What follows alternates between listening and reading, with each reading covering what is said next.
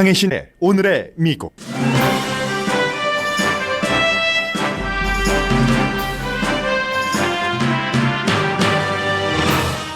개인과 로컬 정부에 큰 영향을 미칠 경기 부양책에 진전이 있습니다. 공화당이 연방 실업수당을 일주일에 $200에서 $400까지는 올릴 수 있다고 양보한 것으로 폴리티코가 전했습니다. 민주당은 대신 우편투표 기금을 $250억에서 10억 달러로 줄인다는 양보까지 한 것으로 보입니다.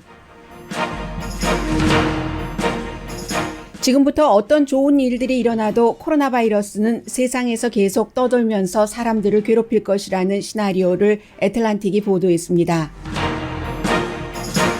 한국의 사위로 불리는 레리 호건 메릴랜드 주지사가 주축이 돼서 7명의 초당적인 주지사들이 바이러스 테스트를 공동으로 하기로 결정했습니다. 제약회사와 좋은 협상을 해서 더 많은 사람이 빨리 테스트를 받아 바이러스 확산을 막는다는 계획입니다.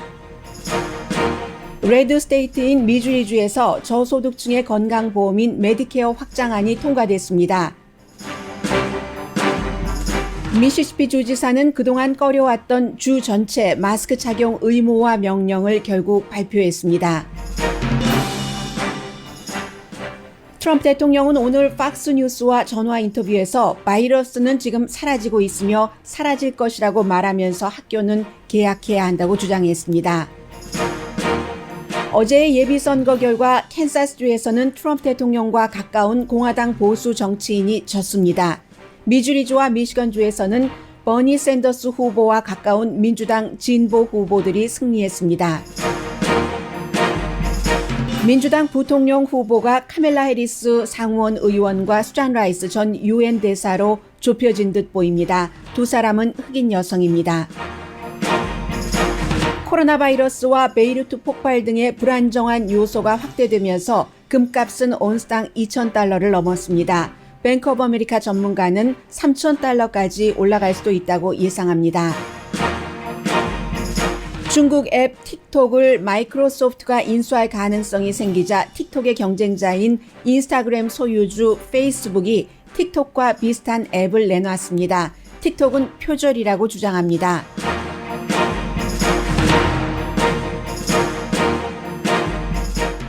여러분 안녕하십니까? 오늘의 미국 강혜신입니다. 지금 공화당과 민주당 정치인들이 물론 백악관이 중간에 있고요. 함께 어제 저녁에 요즘은 직접 만나지 않고 이렇게 어떤 온라인상의 프로그램 등을 통해서 의논을 했습니다. 공화당이 일주일에 $200라고 계속 주장을 해왔었던 실업수당을 $400까지는 올릴 수 있다. 많은 사람들이 예상을 했었던 시나리오예요. 민주당이 $600를 12월 말까지 해야지 된다고 하니까. 그러니까 $400를 12월 말이 아니라 조금 당겨서 12월 15일까지는 지급할 수 있다. 이렇게 양보를 한 거죠. 공화당 측으로서는. 아직 최종적인 것은 아닙니다. 일단 그런데 경기부양안에 이 실업수당, 연방 실업수당만 있는 것이 아니라 너무 많은 내용들이 있기 때문에 그 부분은 아마 $400 정도는 되지 않을까 이 정도로 짐작은 하고 계셔도 특별히 틀릴 것 같진 않고요. 왜냐하면 정치 전문 매체인 폴리티코가 여러 공화당, 민주당 전문가들을 인터뷰를 해서 내놓은 예상한 그런 시나리오이기 때문입니다. 죄송합니다. 제가 어제 점심에 별로 먹지도 않았는데 먹고 몸에 두드러기가 나서요. 밤에 두드러기를 가라앉히는 엘러지 약이라는 것을 생전 처음 먹어봤거든요. 그 약을 먹고 잤습니다. 지금은 아무렇지도 않습니다만 부작용이 목으로 나오네요. 제가 항상 목이 약합니다. 죄송합니다. 그래서 그 부분은 그렇게 돼 있습니다. 12월 15일까지 $400 정도. 그런데 이것도 완전한 것은 아닌 것 같기도 해요. 왜냐하면 민주당이 또 다른 것에서 양보를 하고 또 백악관에 트럼프 대통령이 오케이라고 하면 미치 매코넬 공화당 상원 원내대표는 실업수당 수당을 $600까지도 나는 괜찮아 라고 얘기를 하고 있으니까요. 그런데 일단 $400는 안정선으로 보시면은 크게 틀리지는 않을 것 같습니다.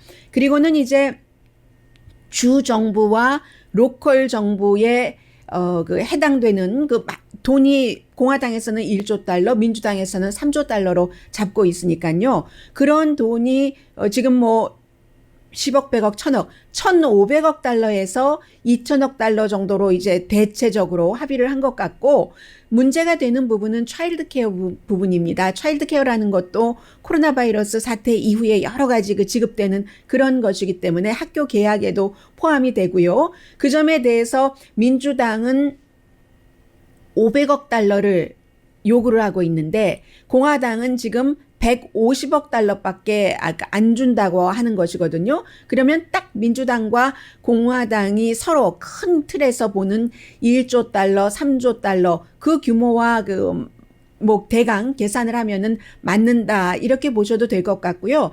그래서 아마 이번 주 말까지는 이제 이런 것들이 조금 정리가 되지 않을까라고 생각을 하고 있습니다. 그리고 이제 우편투표에 대해서는 민주당이 우편투표를 많이 원하고 있으니까 민주당이 원하는 것보다는 적지만 이제 공화당의 실업상에서 양보를 받아내기 위해서 민주당이 어느 정도는 지금 양보를 한 것으로 그렇게 알려져 있고요. 제가 수치가 헤드라인을 말씀드리다 보니까 조금 불분명한 것 같아서 약간 멈칫을 했는데 또 확인을 하고 전해드리겠습니다. 그래서 경기부양책은 그렇게 되어 있습니다.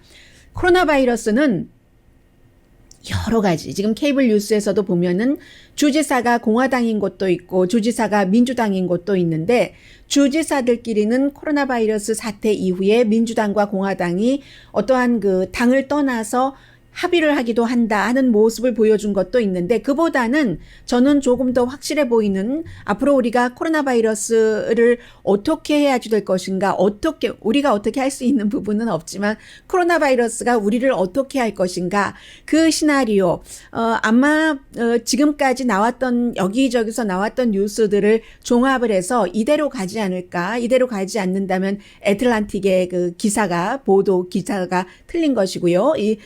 굉장히 이 부분에 대해서 많이 취재를 했었던 라스트 네임은 기억나지 않고 세라라는 그런 애틀란틱의 기자가 총 정리를 해놓은 것인데, 지금 세계적으로 1650만 명, 뭐 다른 케이블 뉴스나 존스 홉킨스에서는 1800만 명 정도까지 감염됐다고 보는데, 1800명에서 1650만 명 이 정도가 6개 컨티넨트에서 전부 확진자가 나왔습니다. 그런데 분명하게 우리가 날마다 알아가는 것이 너무 전염이 빠르다. 그런 것을 알 수가 있잖아요. 그래서 이제 대체적으로 전문가들이 이 같은 시나리오에 동의를 한다는 게 애틀란틱의 보도입니다. 물론 어떤 시점이 가면은 없어질 수도 있으나, 완전히 없어질 수도 있으나, 적어도 몇 년은 쉽게 코로나 바이러스는 사라지지 않는다는 겁니다. 설령 백신이 나와서 사람이 백신 접종을 한다 하더라도 코로나 바이러스가 사라지려면 백신 접종을 맞아서 그것도 백신이 굉장히 효력이 좋아서 예방이 된다던가, 아니면 이미 한번 코로나 바이러스에 걸려서 면역성이 생겼던가, 본인이 알던 모르던 그런 것이 있어야지. 그렇지 않으면, 그런데 그 이후에도 지금처럼 강력하지는 않지만 약한 상태로 코로나 바이러스는 오랜 동안 인간과 함께 살 것이다 하는 겁니다. 백신이 나온다 하더라도 그렇다는 얘기예요. 완전히 사라지는 것을 몇 년 안에는 기대하기 힘들기 때문에 이 면역성을 키우면서 코로나 바이러스와 함께 살아간다는 얘기입니다. 백신도요, 지금 백신이 뭐 한 10개가 넘게 나와 있죠. 그런데 이 백신 예방 접종을 맞아서 인간이 그 질병에 걸리지 않는 건 딱 하나밖에 없습니다. 천연두밖에 없어요.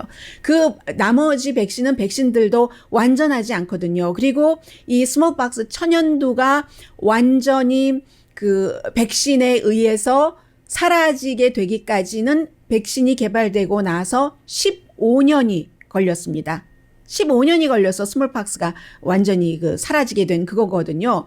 그에 비해서 이제 이 코로나 바이러스가 사르스 계열이잖아요. 우리가 또 2000년대에 2004년도 초에 사스를 경험을 했는데 그때도 사스도 2004년도에 시작을 해서 사라지기까지 2년 정도는 걸렸거든요.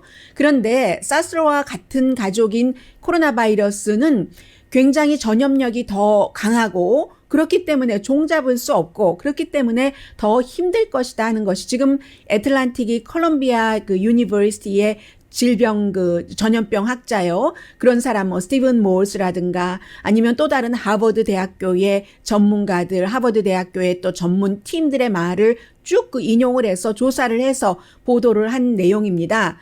그렇기 때문에 결국은 백신이 나와도 그 백신 자체가 몇 개월만 효력이 있을 수도 있고 1년 효력이 있을 수도 있고 바이러스가 변이를 하기 때문에요. 그런 경우는 몇 개월 뒤에 또 나타날 수도 있고 또 올해는 괜찮았는데 내년에는 또 코로나 바이러스가 심해진다던가 이런 형태로 그것도 here and there, now and there 이렇게 그 지구촌을 이번에는 이 나라, 저 나라, 지금 나중에 이런 형태로 계속 가기 때문에 이제 그 우리가 그 플루샷을 독감 예방 접종을 받는 것처럼 매년 다른 형태의 어떠한 그 코로나 바이러스 백신 예방 접종을 받아야 될지도 모른다라고 얘기를 합니다.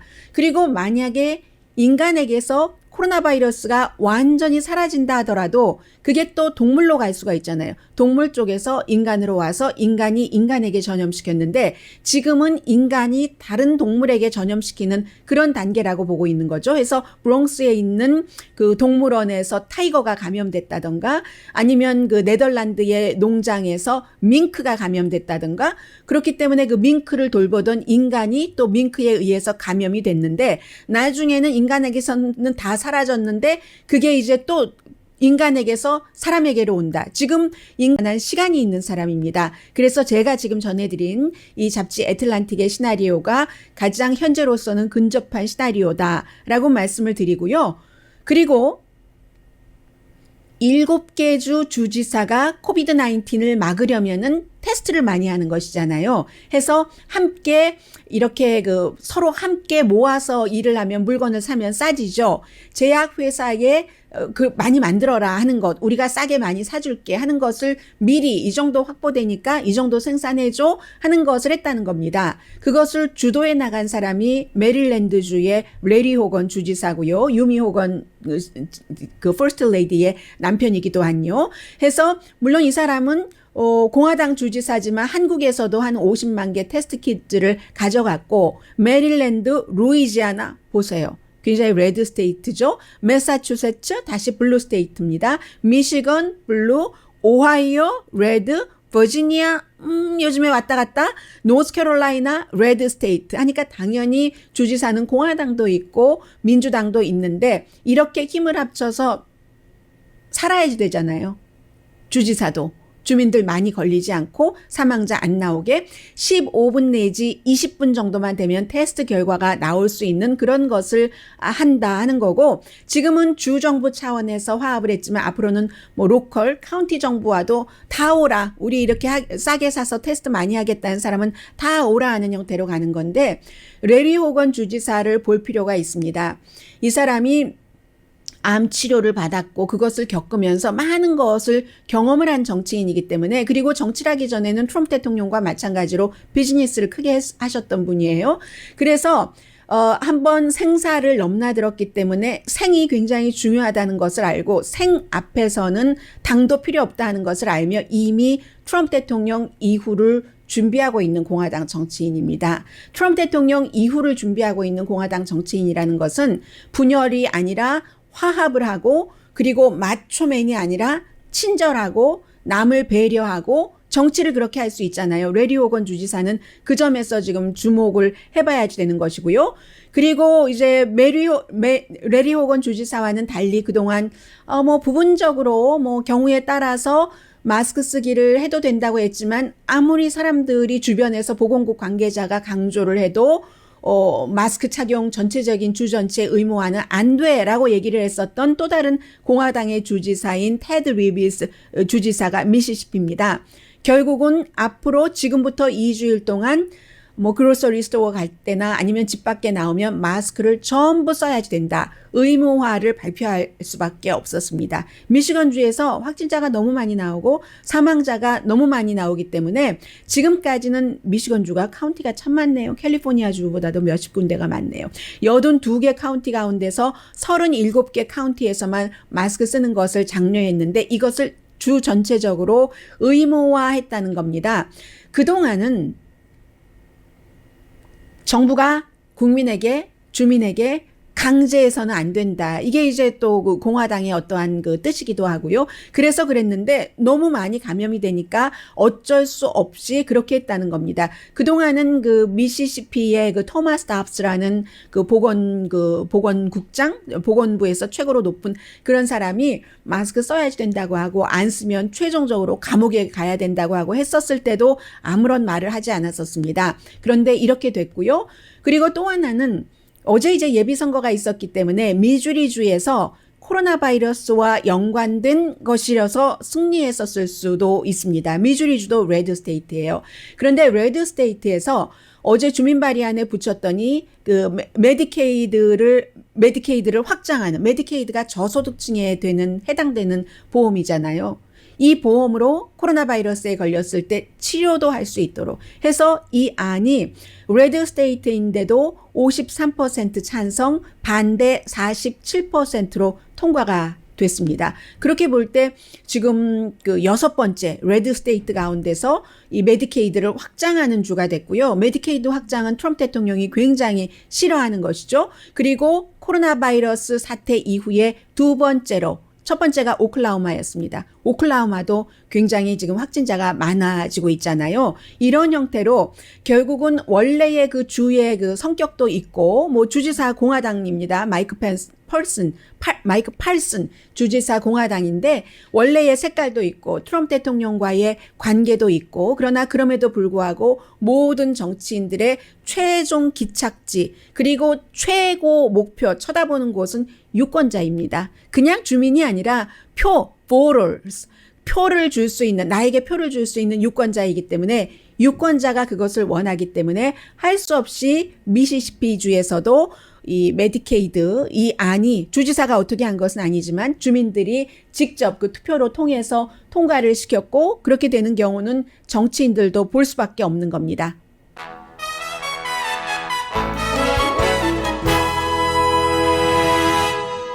네, 미주리주하고 미시시피주를 혼돈했었죠. 미주리주이고요. 이 메디케이드를 이제 통과시킨 주는 미주리주고 미시시피주는 마스크 착용을 의무화한 주입니다. 잠시 뒤에는 오늘 아침 트럼프 대통령 팍스뉴스와 인터뷰도 있는데 그 내용은 나중에 시간이 있으면 전해드리고요. 어제의 그 선거 결과를 보면은 한마디로 그 공화당과 민주당의 어떠한 그 흐름, 추세 같은 것을 읽을 수가 있거든요. 잠시 뒤에 전해드립니다. 라디오 서울 방송 오늘의 미국 듣고 계십니다. 네, 어제의 그 예비 선거는 여러분들께서 아마 뉴스에서 많이 못 들으셨을 것 같아요. 한국 뉴스를 통해서 미국 뉴스를 접하시는 분들께서는 크리스 코박이라는 캔사스의 그 정말로 보수적인 트럼프 대통령과 굉장히 가까웠습니다. 그래서 항상 이 사람은 어디 선거 캠페인 할 때 뒤에 보면은 벽을 지어라 뭐 이렇게 벽을 그 멕시코와의 장벽 이런 것을 상당히 강조를 했었는데 그런데 캔사스에서는 이 사람이 공화당 예비선거 상원에서 이기면 이게 상원 의석이 민주당으로 갈 수가 있다. 너무나 보수적이기 때문에 굉장히 걱정을 했어요. 그래서 공화당의 그 지도부에서도 이 사람이 아닌 다른 그 하원 의원을 지지를 했는데 크리스 코박이 졌습니다. 크리스 코박이 져서 트럼프 대통령은 이번에는 그 공식적으로 그 공화당 예비선거니까 당과 당이 붙잖아요. 그래서 누구도 그 지지하지 않았는데 그런데 그래서 공화당은 안심을 할 수가 있게 됐죠. 민주당 후보가 12월 달에 이길 수 있는 확률이 또다시 거의 그 없어졌기 때문에요. 민주당에서는 주 상원 의원이 나갔는데요. 은퇴한 팻 로버츠 그 상원 의원 자리입니다. 그리고 민주당에서는 그러면 공화당은 캔사스주인데도 불구하고 레드 스테이트인데도 너무나 너무나 그 보수적인 후보는 안 된다 하는 결론을 내린 거고요. 그런데 민주당은 이 그 선거 한 가지 놀라운 것부터 말씀을 드릴까요? 굉장히 진보적인 액티비스트, 미국 사람들이 표현할 때 프로그레시브 액티비스트라고 생각을 하고 있는 코리 부시라는 여성입니다. 그리고 이 코리 부시가 20년 동안을 이 자리를 지키고 있었던 그 일지구의 그 예비선거에서 이겼거든요. 그 윌리엄 레이시 클레이. 윌리엄 레이시 클레이는 윌리엄 레이시 클레이보다도 아버지가 더 유명한데 아버지가 수십 년 동안 그 일지구 있었던 그 의석을 이제 이 코리 부시라는 뭐 이를테면 정치 신인과 마찬가지인데 그 당선이 된 겁니다. 2018년에도 도전을 했다가 졌어요. 그때는 20포인트 차로 졌는데 그것을 지금 포기하지 않고 다시 했다가 20포인트 차가 지금 2년이 안 됐는데 이 정도로 그 이긴 것을 보면은 여러 가지를 알 수가 있잖아요. 그런데 이 코리 부시 같은 경우는 버니 샌더스 후보가 강하게 지지를 했었거든요. 그래서 프로그레시브한 그런 그 인물이 이겼다라고 보시면 되고요. 해서 버니 샌더스가 지지를 했었던 것처럼 유니버설 헬스케어요. 그리고 최저임금을 높이고 경찰 개혁 같은 것 하는 거 이런 것을 상당히 이 코리 부시는 그 강조를 그 했습니다. 그래서 한번 혹시 제가 또 더 들려드려야 되는데 못했던 부분이 있나요? 한 가지가 더 있던 것 같은데 네. 처음으로 이 주에서 아프리칸 아메리칸 여성이 만약에 당선되면 되게 되는 거고요. 그리고 또 뭐가 있나요?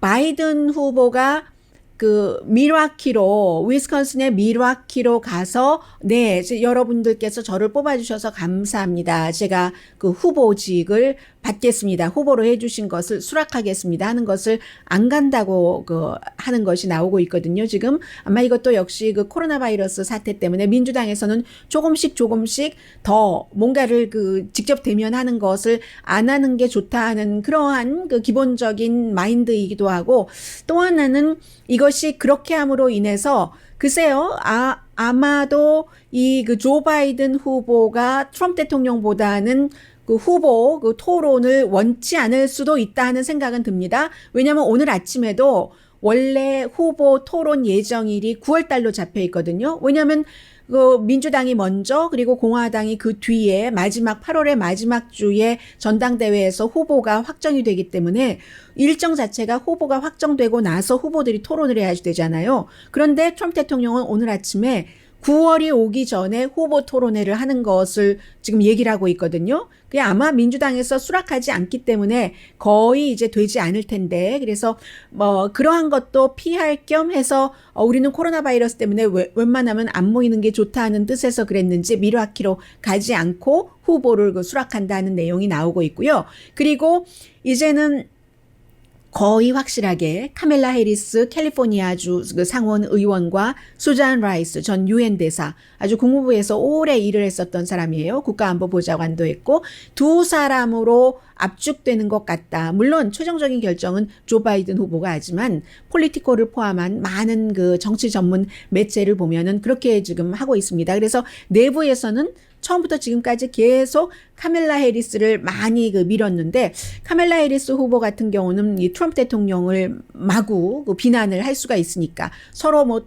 부통령이고 대통령 후보고 대통령이고 부통령 후보니까 직접 토론은 없다 하더라도 카멜라 해리스가 말을 굉장히 잘하잖아요. 검찰 출신으로 아주 톡톡 쏘는 게 어떤 때는 정말 얄미울 정도로 잘하는데 그래서 그 대통령을 공격을 할 수 있는 면에서는 카멜라 해리스가 되고 반면에 이제 검찰대에 이제 지금 스티븐 무누신 재무장관의 여러 가지 그 당시에 비리라고 볼 수 있는 것을 기소하지 않았던 약점이 있고 그리고 수잔 라이스의 경우는 이 가장 무엇보다도 이 조 바이든 후보와 서로 백악관에서 버락 오바마 대통령 아래서 일했다는, 너무 잘한다는 이런 게 있지만, 역시 라이스도 벵가지 사건의 처음에는 이게 테러라고 안 했거든요. 그 당시에 이제 정보가 잘못됐었던 것으로 인해서 그렇게 얘기를 한 겁니다. 뭐 거짓말을 하려고 해서 그랬던 건 아니에요. 이 부분은 의회에서 나중에 밝혀졌는데, 말하자면 정보가 잘못돼서 부시가 이라크에 살상무기가 있다 하고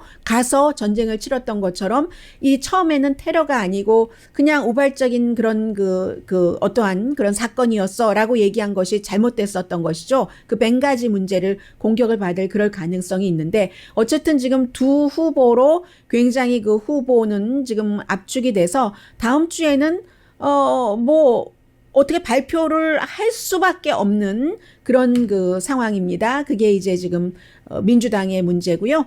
민주당의 일이고요. 잠시 뒤에 지금 경제와 연관돼서 금값에 대해서 관심이 많으신 한국 분들 굉장히 많으시죠? 많이 올랐어요. 그리고 앞으로도 지금보다 한 50% 정도는 더 오를 수도 있다고 하거든요. 그것도 돌발 변수가 무엇을 어떻게 쓰나미처럼 쓸고 갈지는 모르지만요. 잠시 뒤에 전해드리겠습니다.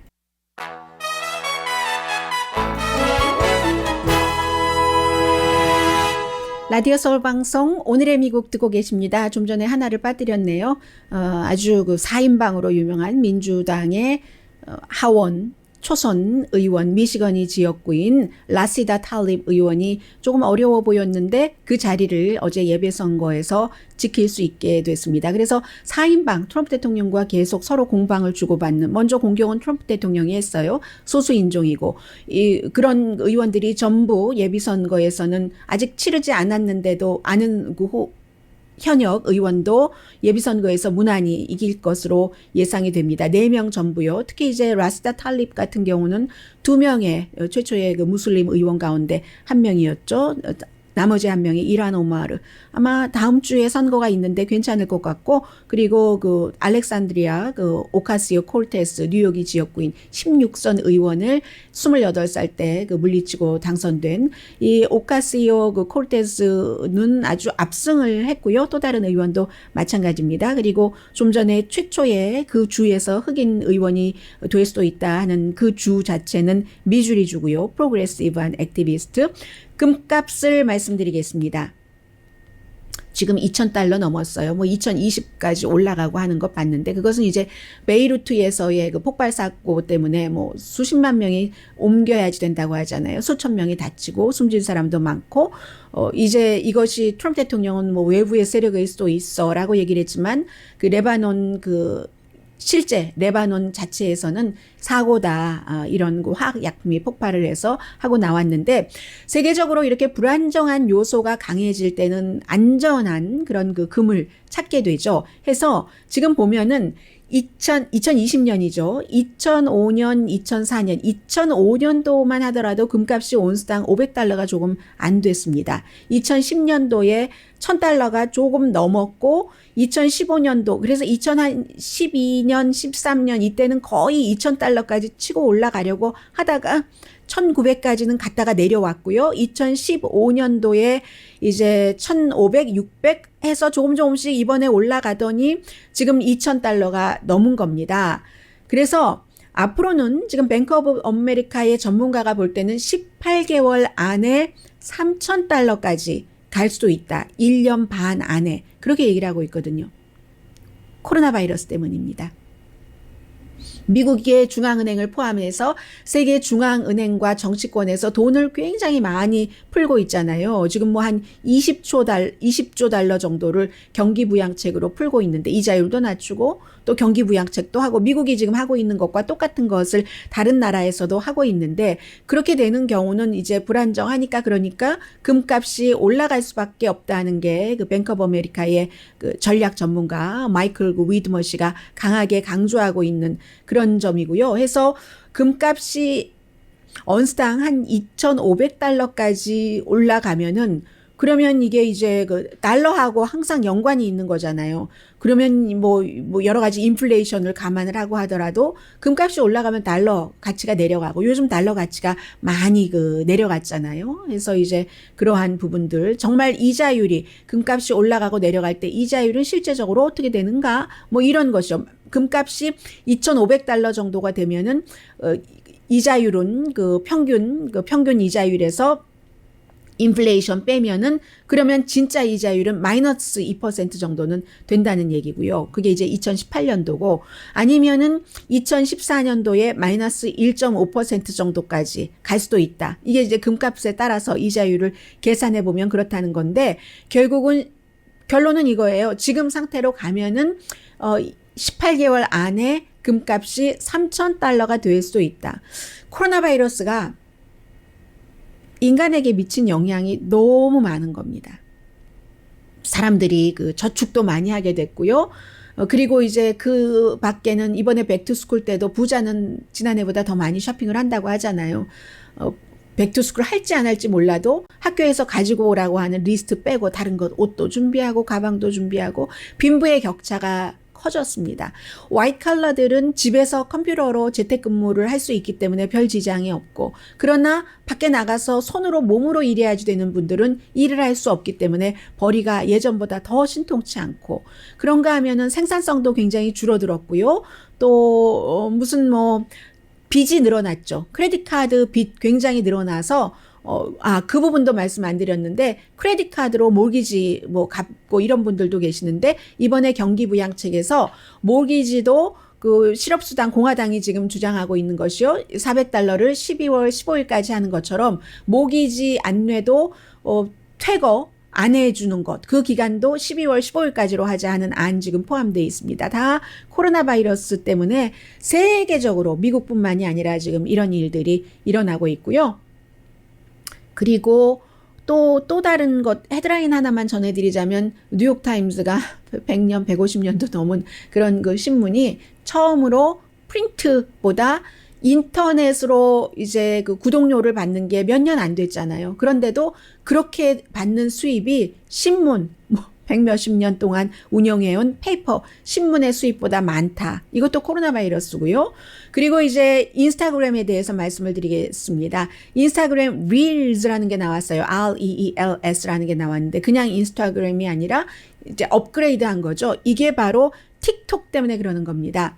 페이스북이 인스타그램을 갖고 있는데 어느 순간인가 샀죠. 뭔가가 될 것 같다 하니까 싶으니까 해서 이것을 마이크로소프트가 살 수도 있다. 대통령이 그거 오케이야 라고 얘기를 하니까 9월 15일까지만 한다면 그때까지 안 되면 미국에서는 그 틱톡 중국 회사 거니까 미국 사람들 감시할 수도 있고 쓰지 못하게 하겠어 라고 하니까 그러니까 이제 마이크로소프트는 지금 아주 기쁘죠. 왜냐하면 마이크로소프트가 윈도우 체제, 이 운영 체제를 만들어 놓고 그로 인해서 이제 큰 거대한 손님들을 거래하면서 개인과는 멀리하고 어떠한 부분을 가지고도 갔지만 잃어버린 부분들이 굉장히 많죠. 애플이나 OS 시스템이나 이런 시스템들이 쭉 나오면서 애드로이드 등등 해서 그랬는데 다시 소셜미디어 쪽으로 마이크로소프트는 들어갈 수 있어진 것이고 그런데 페이스북은 마이크로소프트가 하던 틱톡이 하던 자꾸만 인스타그램에서 사람들을 뺏길 수 있으니까 틱톡은 15초짜리 비디오 올리는 거니까 인스타그램 릴스를 통해서 뭔가를 업그레이드를 했겠죠. 업데이트를 하고 해서 우리가 사람들이 더 많은 표현을 할 수 있도록 그렇게 이제 개인의 그 의사, 창의성 같은 것을 우리를 센터로 해서 활용할 수 있도록 하겠다 하면서 페이스북이 그 인스타그램 릴즈라는 것을 내놨습니다.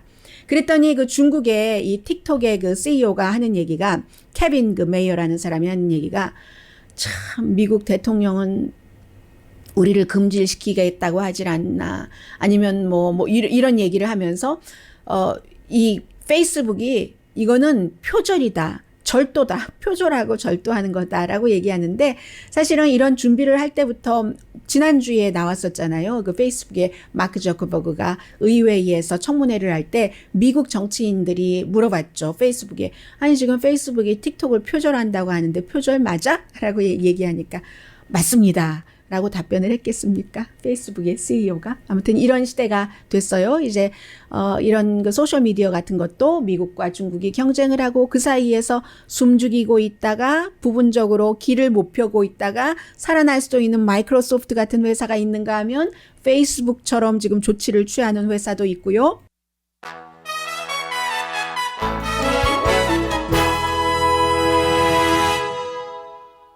라디오 서울 방송 오늘의 미국 듣고 계십니다. 오늘 아침에 이제 대통령 팍스뉴스와 인터뷰를 했거든요. 그 인터뷰에서 코로나 바이러스는 지금 사라지고 있다. 그리고 is going이라고 얘기를 했고요. going away라고 얘기를 했고 사라질 것이다. will go away.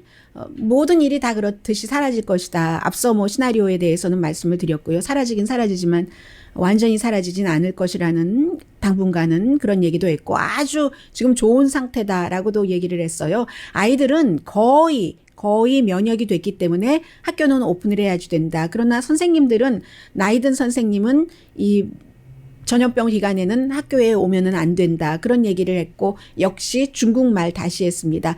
중국이 우리에게 보낸 이 나쁜 병균 이렇게 얘기를 했는데 중국이 만약에 보냈다 하면 미국만 보낸 것 아니고 그 세계적으로 다 갔는데 그 대처하는 게 문제가 있을 것 같고요. 그리고 백신은 올해 안에 개발이 될 것이다 라고 얘기를 하는데 백신이 개발이 돼도 그러그러한 문제가 있다고 시나리오는 앞부분에 말씀을 드렸습니다.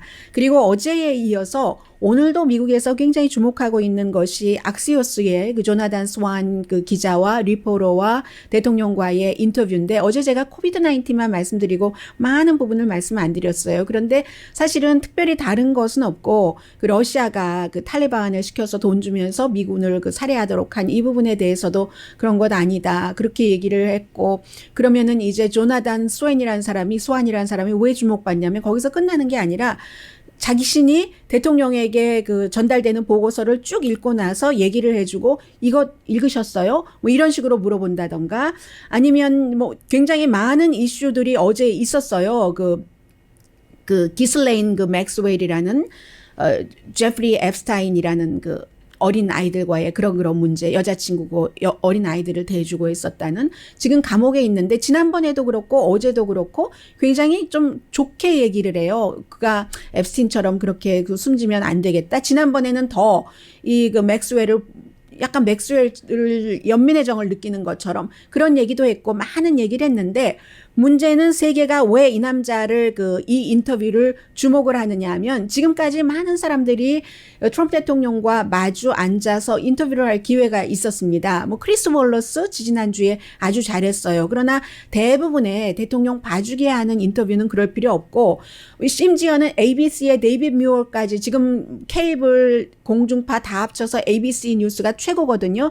이 최고의 앵커도 하지 못했는데 조나단 그 스완이라는 이 사람 2010년부터 이 저널리스트로 일을 했습니다. 시드니 모닝 헤럴드에서 프린트에서 신문에서 먼저 시작을 했는데 대통령이 코비드 사라지고 있어. 아무것도 아니야. 그리고 미국이 제일 좋아. 뭐 제일 사망률도 낮아라고 얘기하면 어떤 북과 뭐에서 보면 자료를 보면 어떤 북과 어떤 차트인데 이런 식으로 계속 물어봤기 때문에 그 같은 그 이슈를 끌어낼 수 있다는 것이고 저는 어제 가장 그 놀라웠던 것 가운데 하나가 존 루이스 의원 그 아프리칸 아메리칸 조지아주에서 얼마 전에 장례식 치른 그 의원에 대해서 어떻게 생각하느냐라고 했더니 대통령이 나 잘 몰라 만나보지 않았어 하니까 이 조나단 스완은 끝까지 질문을 합니다. 그러니까 만나봤건 안 만나봤건 그 스토리를 듣고는 어떤 생각을 해? 하면 대통령이 또 그 사람 내 취임식에 오지 않았어. 내 연두 그 국정연설할 때도 오지 않았어. 나 몰라. 이렇게 얘기하면 그러니까 그런 거 우리 다 제치고 그 사람이 한 일에 대해서 많은 사람은 좋다고 하는데 어떻게 생각하느냐고 하면 대통령은 하는 말이 이 세상에 좋은 사람 그 사람 말고도 많아.